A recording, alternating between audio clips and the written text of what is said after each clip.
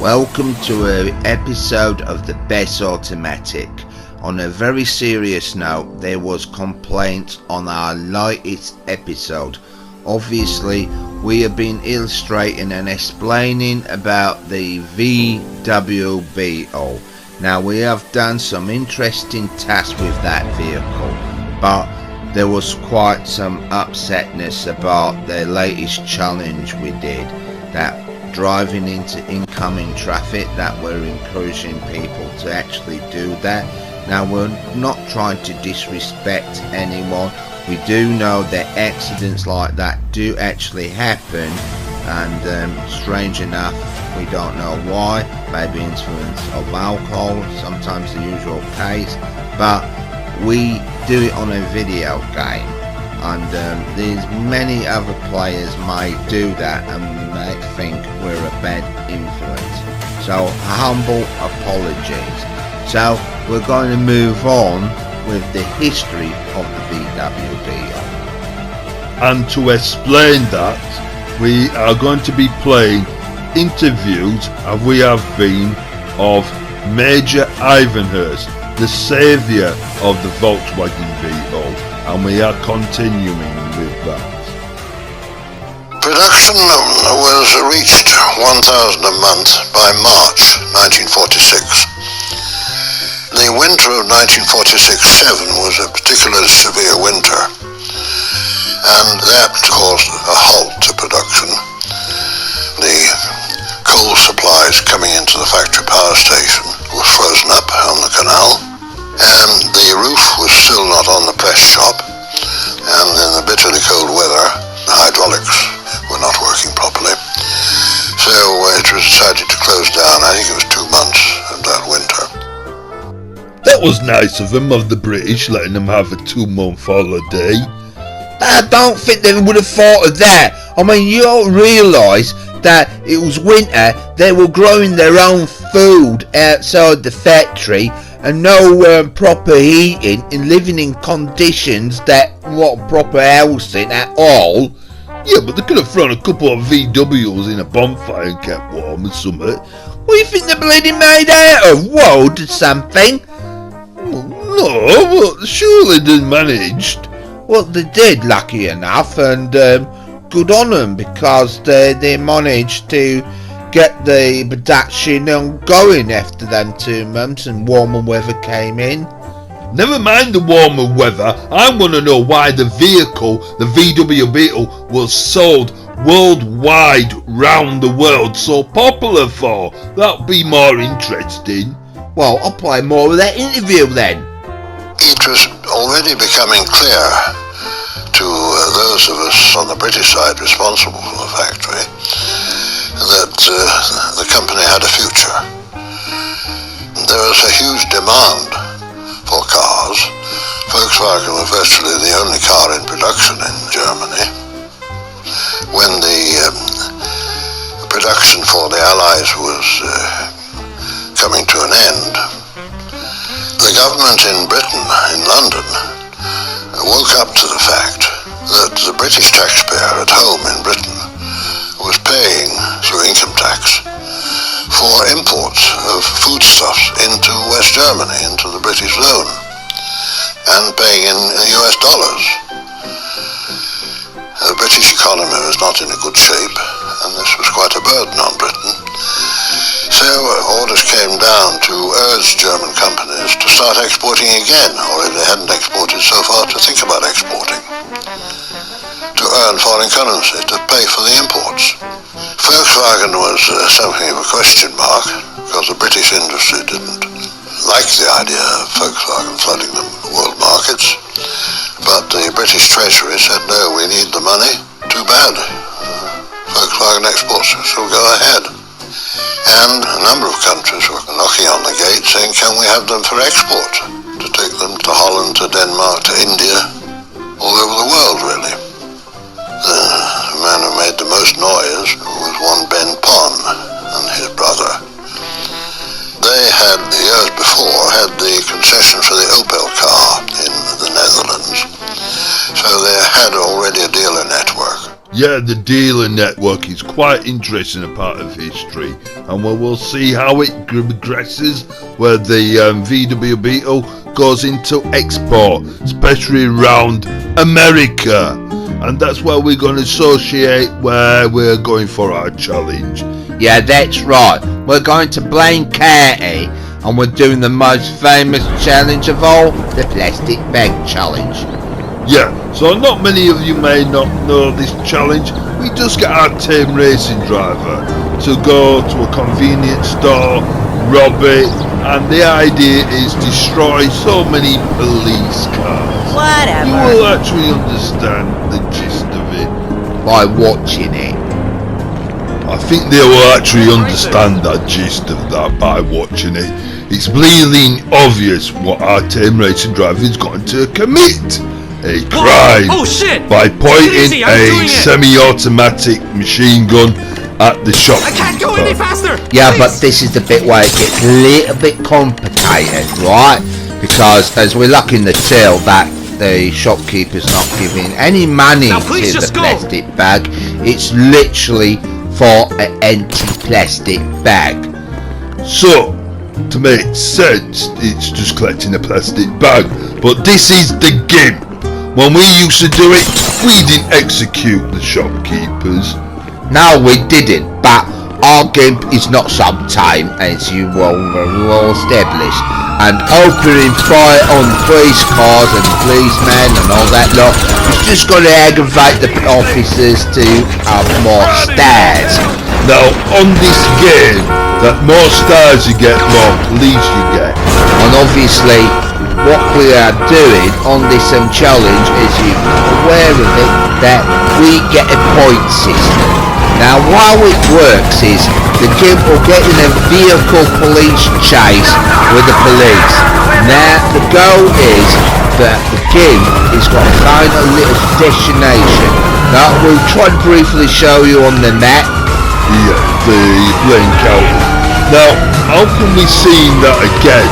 Well, I'm explaining it. I mean, obviously, the challenge is that the gimp is just left the supermarket, and it's always got a destination to get to Blaine County, and then it's got to go all the way around it and go back to the shop. And after that, the gimp has done its challenge. So, for a good example there, you've just seen a police car crashing.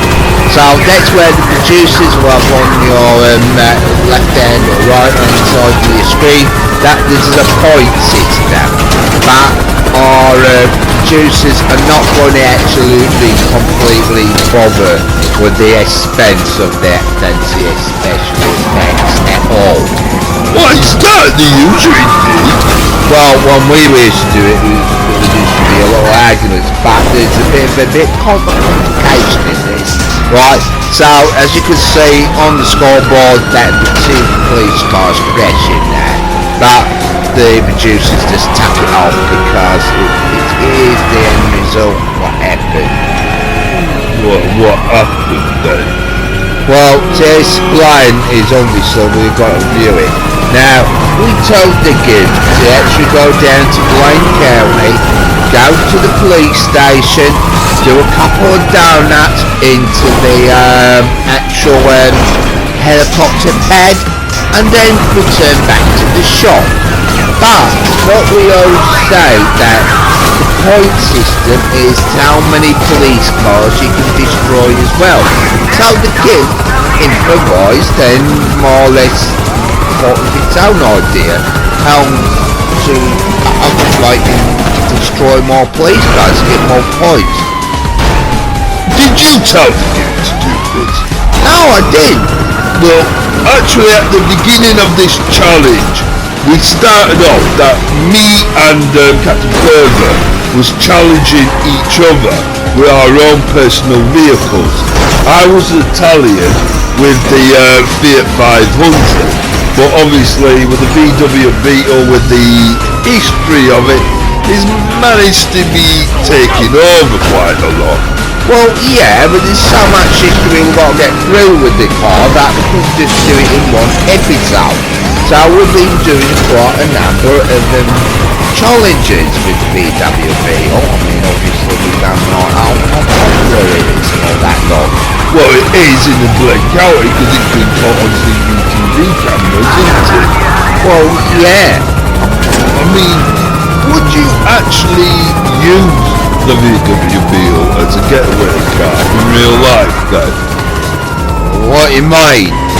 Well, it's a good theory, isn't it? Without watching our gig committing a sort of violent crime and trying to cause all these police officers to crash their own company vehicles.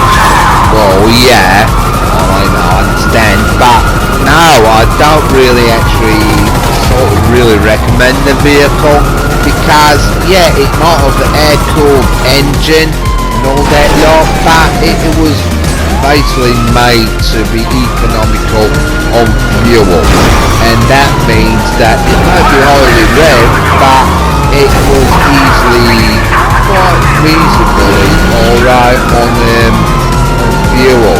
It's quite economical actually. So, would you prefer that compared to an electric car? Well, yeah, I do. I mean, obviously electric cars are like the latest thing and all that lot. That's why we keep confirming we are called the best automatic because times have changed. But yeah, this is just it's nostalgia. I mean, we're looking at this very old game. I mean, yeah, this game actually was so popular that it went over a decade with the younger youth that was actually growing up with this, and then there were grown-ups, and then their children were playing it. Well, yeah, I mean that's how much this online game was. And now this online game is very, very popular. But obviously it still is, but now you got like GTA 6 and everyone's sort of like moaned about it.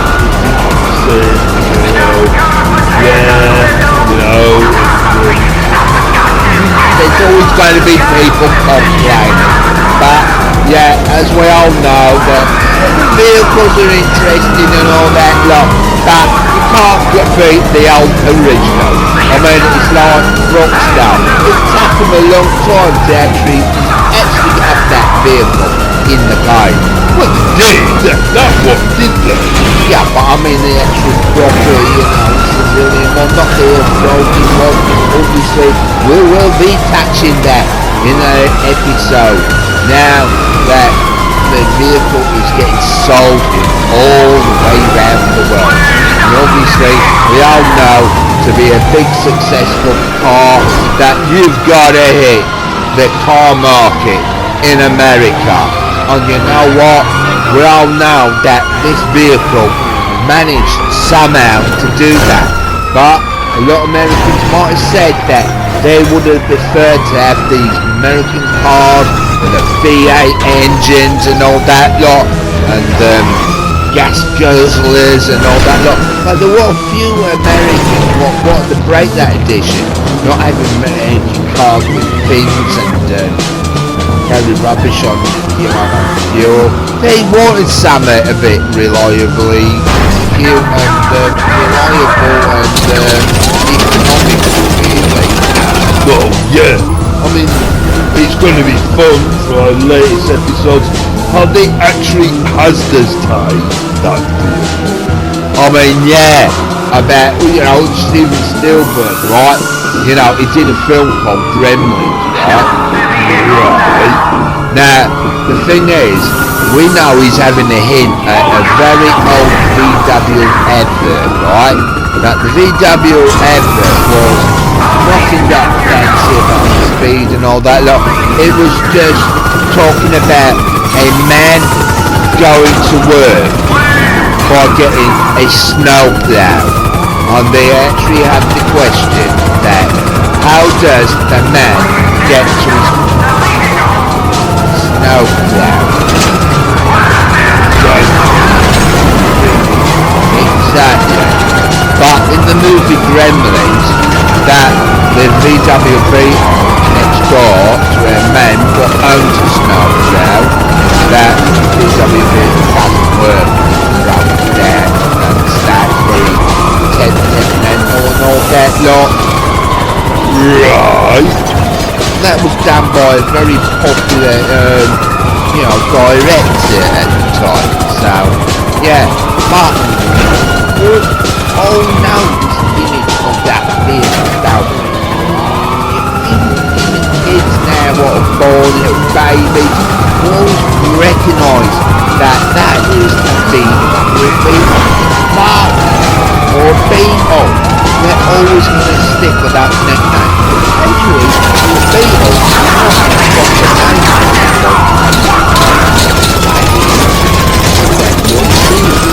Not actually, you don't even have to prove it. But yeah, but the point is, we've been discussing all the history of that deal. That's explained that, all the quirks and all the faults it's got.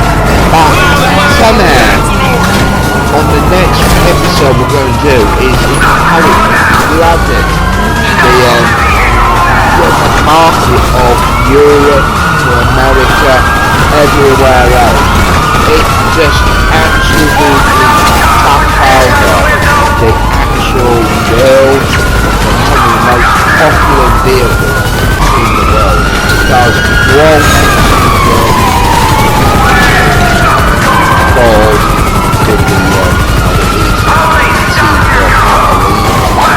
that ram on wheels. I mean, who actually buys one of them? I mean, you do a car show, right? You always got to guarantee that somebody will turn up in a VW Beetle camper van or a bus, right? And they always seem to be classic car shows. They are just so mass-produced that vehicle that there is absolutely billions on the planet. It's still stuck, still kicking about and all that lot. And whatever you do, that And talking about seeing stuff and all that lot, that we were meant to be sort of like talking about the challenge, but this challenge does seem a little bit awkward, to explain. what you mean? Well, you told the kid to sort of like drive around this place out, maybe try and get more police to flash and all that lot. But when does it finally go back to the shop? Well, I don't think we actually understand that. I mean, it's just messing about, going up ramps, trying to make more police cars, catch and all that lot.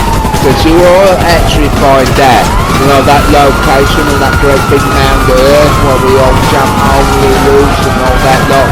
Obviously, Rockstar's range is what the accuracy on that is. That it's very, very weak performance. I mean, yeah, alright, you managed to drive off the wires and get off that building, but technically, the vehicle is slow.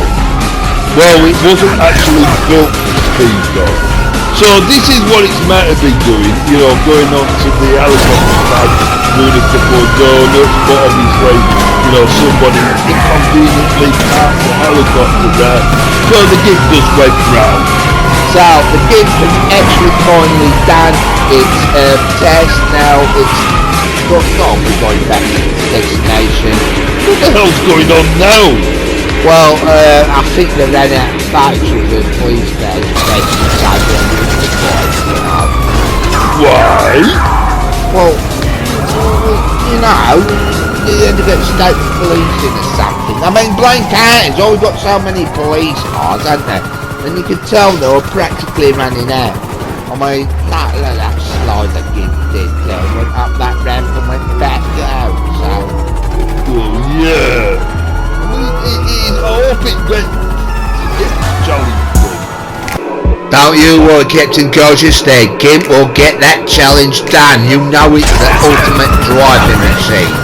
Well, it doesn't look that ultimate driving machine. Look what it's just done right now. Don't worry, it's a VW Beetle. It's got that rounded off shape that will roll back on its wheels. Well guaranteed. That's what the Germans created it for. I mean, that's why it's got full off-roading and all that lot. Not getting in between skips and dumpsters like the police have cornered the GIMP because that's what's happened. Well, don't worry, the GIMP will get out of it. Well, I mean, it's going to be a bit boring watching it trying to squirm its way out like a beetle. Because you know that beetles, when you get a beetle on its back, it soon rolls itself back onto its feet. And maybe that's another way that the car's called the Beetle. That's its nickname. Well, stop trying to get so technical. You know very well that the GIMP is properly stuck in itself. Stuckered? Well, it's got its head stuck on it, so it's not going anywhere, is it?